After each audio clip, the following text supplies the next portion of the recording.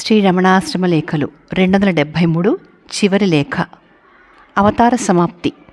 1948 నవంబర్లో భగవాన్ ఎడమచేతి పైభాగంలో వెనక పక్కన పులిపిరి కాయవలే ఒక కురుపు కనిపించి దినదినం ఎదుగుతూ ఫిబ్రవరి 1, 1949 తేదీకి గోళీకాయంత లావవడం వల్ల ఆశ్రమ వైద్యశాలలో పనిచేస్తున్న doctor Shankarrao, retired surgeon Srinivasarao కలిసి ఇది రోజురోజుకి ఎదుగుతుంది, శస్త్రచికిత్స చేస్తాం అని శ్రీవారితో మనవి చేస్తే, ఎదిగితే ఎదుగుతుంది, మనకే దాని పని అది చూసుకుంటుంది, మనమెందుకు కదల్చటం అని సెలవిచ్చారట భగవాన్.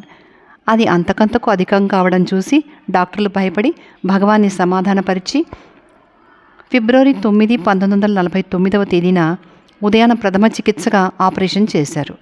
కట్టు ఎవరికి కనిపించరాదు. కప్పుకునేందుకు కండువా ఉందా, తొడుక్కునేందుకు చొక్కా ఉందా, అర్ధగజం వెడల్పు 35 గజం పొడుగు ఉండే తుండుగుడ్డే కదా శ్రీవారి దుకుల వస్త్రం. దానితోనే కట్టు కనిపించనీయకుండా చలికంఠం కట్టుకున్నట్టు కట్టుకునేవారు. సందుల్లోంచి ఎవరికళ్ళైనా పడేది. చొరవగల వాళ్ళు చేతికదేమిటి అంటే భగవాన్ నవ్వుతూ దండకడియం పెట్టుకున్నానని, లింగం పుట్టిందని, ఇది స్వయంభూలింగమని సెలవిచ్చేవారు. ఆ తర్వాత కొద్ది రోజులకే కట్టు విప్పారు. గాయం మానుతున్నదని అన్నారు. మొత్తం మీద 17 మార్చి 49 తేదీన జరిగిన కుంభాభిషేకం సందడిలో ఈ విషయం ఎవరికి జ్ఞప్తికి లేదు. ఈ సందడి తగ్గిన వెంటనే తిరిగి కురుపు సెలవేసిందన్న విషయం అందరికీ తెలిసింది.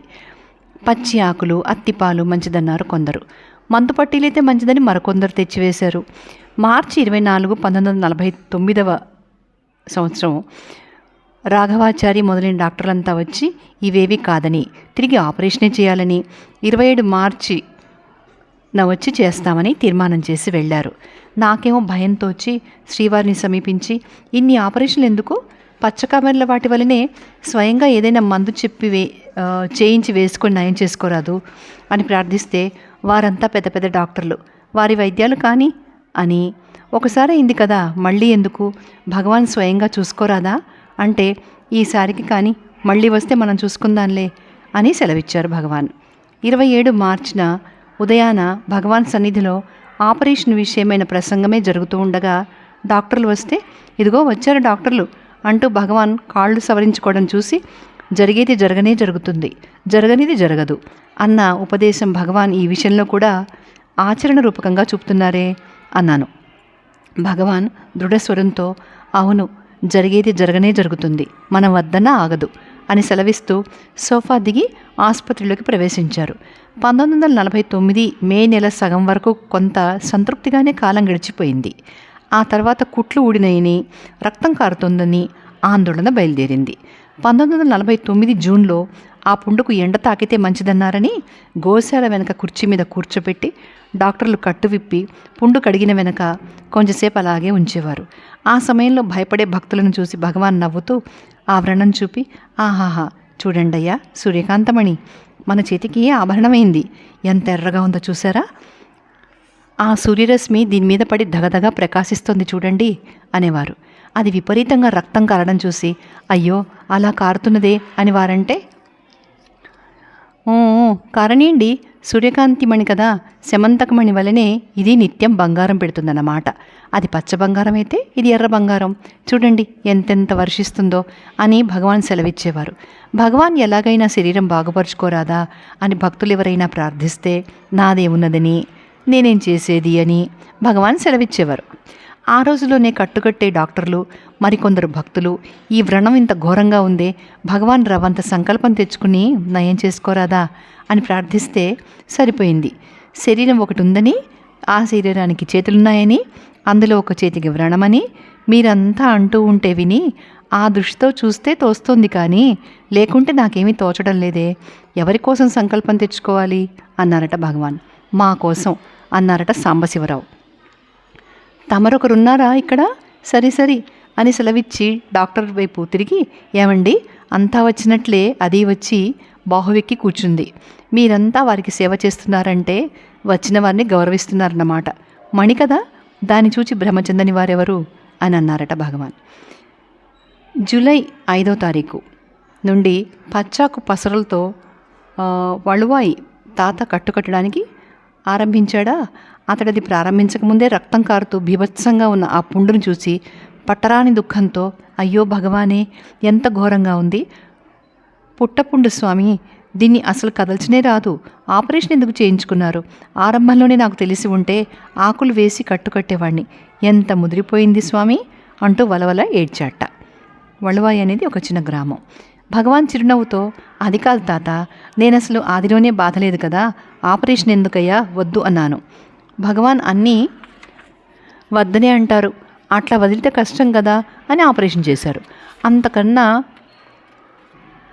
పెద్దదిగా ఎదిగింది. మళ్ళీ ఆపరేషన్ చేస్తామంటే అది ఎందుకు వచ్చిందో ఏమో, దాని పని అది చూసుకుంటోంది. మీకెందుకయ్యా శ్రమ, ఆగండి అంటే ఆగక మళ్ళీ కోశారు.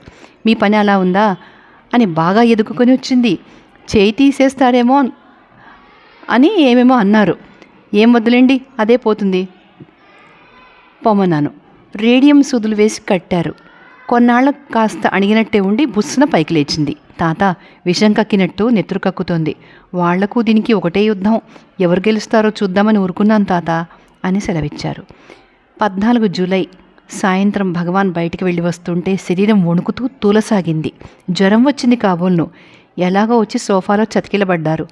అంతా భీతావహులై మేమందరం విచారిస్తూ కూర్చుంటే శాంతమ్మ గారు పెద్దది కనుక ఆగలేక శ్రీవారిని ఉద్దేశించి, అయ్యో శరీరం అని అన్నదో లేదో భగవాన్ అందుకుని, ఓహో శరీరమా, ఏమైంది, వణుకుతుంది, వణికితే ఏ అంటూ ఆ వణుకంతా అణుచుకుని నవ్వుతూ పక్కనున్న సేవకులను చూసి, అది నటరాజ తాండవమయ్యా, భయమెందుకు, నిత్యం అచల దర్శనం అయితే ఇవాళ తాండవ దర్శనం, దీనికంత గాభరా ఎందుకయ్యా అని సెలవిచ్చి గంభీరంగా కూర్చున్నారు భగవాన్. యథాప్రకారం వేదపారాయణ జరిగింది. 27 జూలై రాత్రి కట్టుకట్టే సమయంలో రక్తం విపరీతంగా పోతూ ఉండడం చూసి పద్మనాభం అనే డాక్టరు, టిపి రామచంద్రయ్యరు కన్నీరు కారిస్తే భగవాన్ చూచి, ఎందుకో ఏడుపు అన్నారట. భగవాన్, మీరు మాకు లేకుండా పోతారేమోనని భయం కలుగుతోంది అన్నారట వారు. సరిపోయింది, భగవాన్ లేకుండా ఎక్కడికి పోతారు, ఎక్కడికి పోగలరు అని చిరునవ్వుతో సెలవిచ్చారట భగవాన్. ఆగస్టు 7 గురుస్వామి మొదలయారు కూడా వచ్చి 3వ ఆపరేషన్ జరిపించారు. అప్పటి నుంచే భగవాన్ సన్నిధిలో భక్తుల ప్రశ్నలు, భగవాన్ ప్రత్యుత్తరాలు అపురూపమైనట్లు రాసే ఉన్నాను. 19 డిసెంబర్ 1949 నా చివరి ఆపరేషన్ అయిన తర్వాత భగవాన్ కొత్త హాలుకు కానీ పాత హాలుకు కానీ రానే లేదు. చిన్న రూమ్లోనే నివాసమైంది. హోమియో వైద్యం కాగానే మూసు వైద్యం ప్రారంభించారు.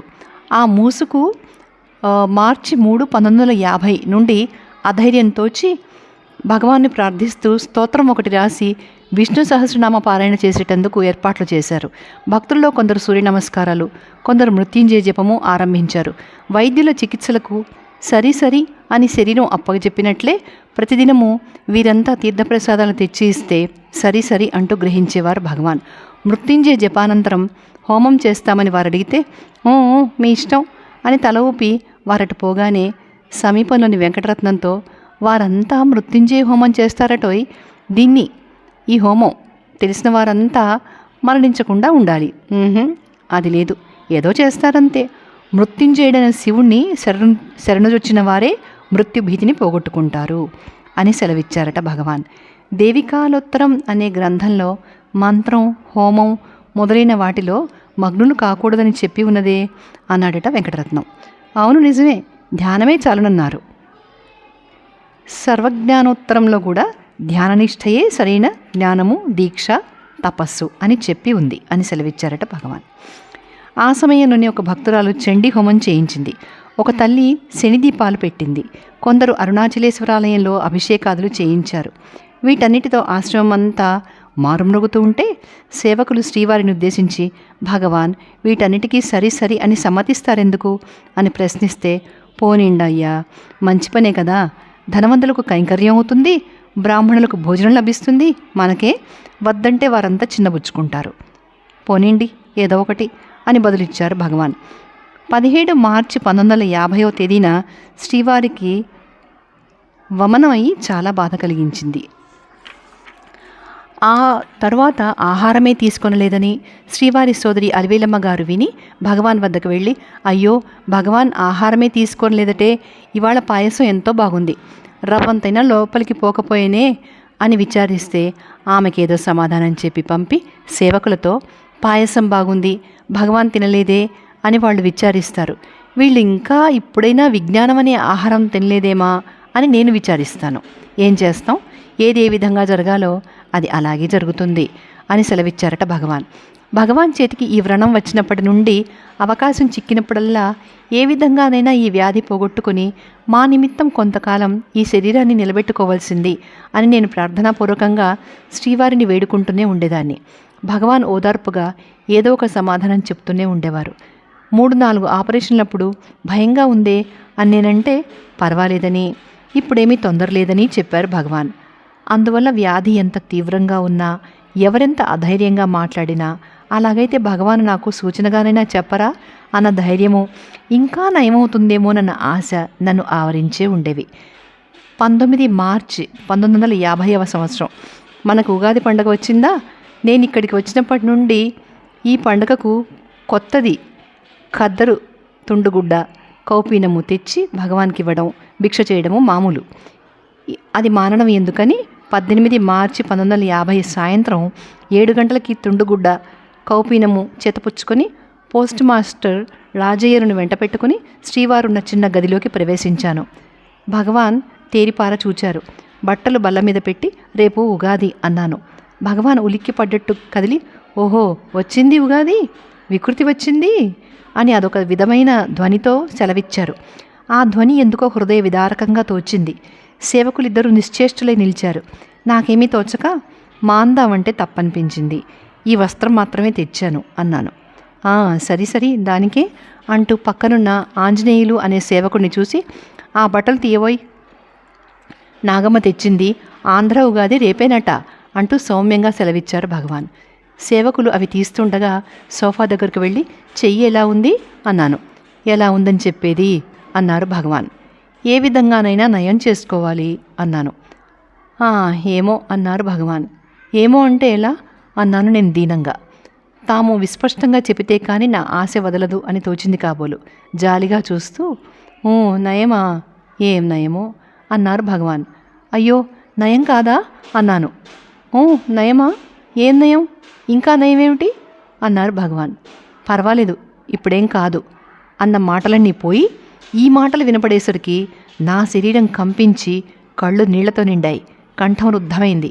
అయ్యో మా గతి ఏమిటి అని అడగబోయి మనసును స్వస్థపరుచుకుని పెదవి కదల్చబోయే సమయానికి ఆఫీసు వారెవరో పరుగు పరుగున భగవాన్ సన్నిధికి రాసాగారు.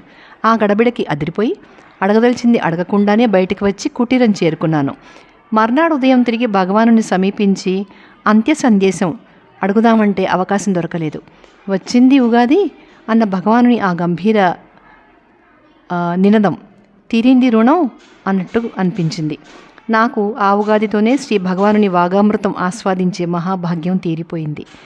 ఏప్రిల్ 14, 1950 సాయంత్రం దర్శనార్థం ఏర్పరిచిన క్యూలో కడసారిగా 6 గంటలు దాటిన తర్వాత నేను వెళ్ళి భగవాన్ గది ద్వారానికి ఎదురుగా ఏర్పరిచిన దిబ్బ మీద నిలబడి భగవాన్ వైపే దృష్టి నిలిపి, ప్రభో ఒక్కసారి నీ కృపావీక్షణం నా మీద ప్రసరింపజేయవా అని మనసులోనే ప్రార్థించాను.